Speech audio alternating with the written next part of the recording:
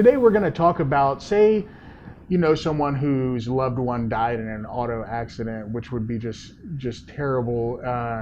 But we want to find out who is the rightful person that needs to contact Steve and sue the other person's insurance company. If there's a death in an auto accident that wasn't the person's fault, who is the person that needs to contact Steve?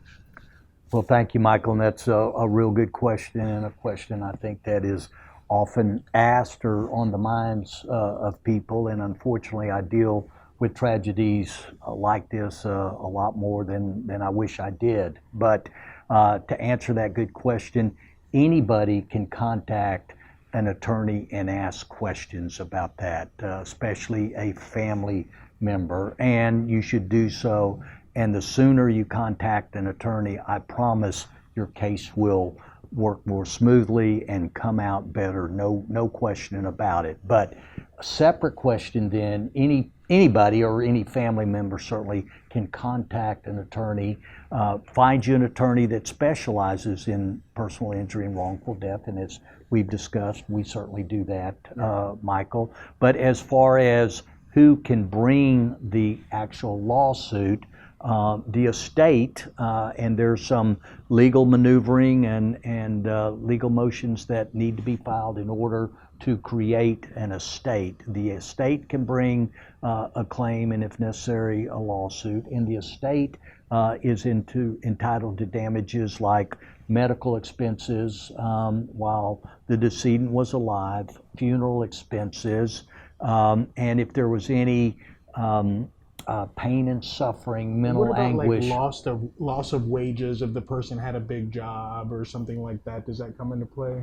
Yes, it definitely comes into play. So you have the estate and the damages that I enumerated there, and then the loss of wages, loss of inheritance, loss of society and companionship, those type of damages by Texas statute are bestowed upon the wrongful death statutory beneficiaries, which are certainly the spouse is entitled to bring a claim and lawsuit and claim some or all of those damages, and then beneath the decedent, the children, and then above the decedent, if you will, the parents. So the parents are going to have a cause of action, the spouse, and the children. What under Texas law currently, and I don't anticipate it changing, the folks, the family members, other than that, do not have a cause of action.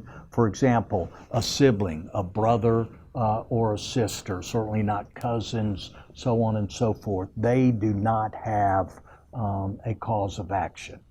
The one little exception to that is a family member who actually was present and witnessed something horrible and experience a mental trauma, perhaps even a physical trauma from experiencing something as horrific as sometimes we deal with, they may also have a cause of action.